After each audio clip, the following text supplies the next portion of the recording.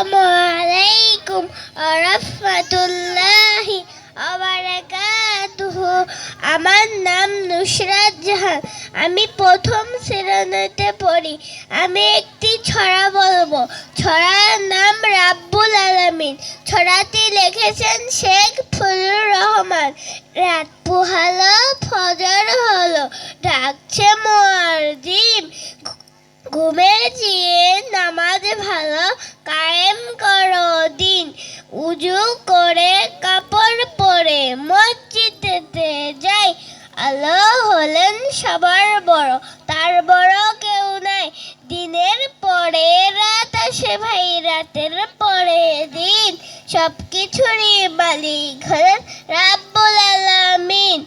তার ইবাদত করব মোরা, সাহায্য চাইব তার। চলো চলো, সময় হলো, আর দেরি নয় আর। আসসালামু আলাইকুম ওয়া রাহমাতুল্লাহি ওয়া বারাকাতুহু। মাশাআল্লাহ। জারিন সাদাফ।